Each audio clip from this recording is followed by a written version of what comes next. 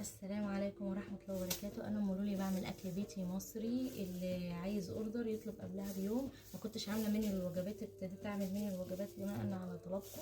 وعلى فكره اللايك اللي بتعملوه والتعليق اللي بتعملوه والله بيفيدني كتير ويخلي ناس تشوف وتتواصل معايا وهو يعني اشتغل يعني اهو. فالحمد لله رجعت للشغل تاني بعد ما كنت تعبانه، بعد ما عملتوا لي اعلان منكم لنفسكم وطلعتوا لي الصفحه مره واحده ايدي تعبت. يعني الحمد لله. المهم ان عامل طلب مني وجبات تاني، طلب تاني يعني اللي خد مني وجبات اخر مره وطلب تاني، فقلت له انا تعبانه مش هينفع اعمل، فهعمل الاسبوع الجاي وكده. فقال لي مش مشكله، هو الوحيد اللي لما كلمني قال لي مش مشكله والله، وبعت لي الفلوس من ساعتها وكده يعني. فانا اوريكم الوجبات، هم 5 وجبات. بصوا عباره عن ايه، لوبيا ورز وفراخ اهي. بسم الله الرحمن الرحيم، بألف هنا اللي ياكلها.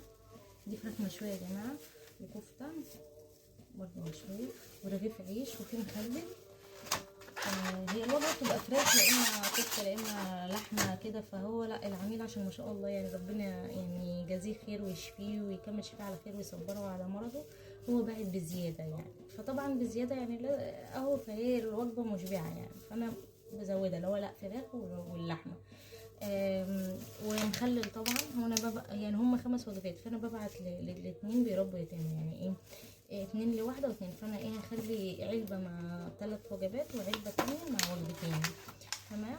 فال اللايك بيفرق، شجعوني بقى وكملوا استمروا واعملوا لي اعلانات منكم نفسكم كده، مش لازم يعني ندفع فلوس للتيك توك عشان يعمل ترويج.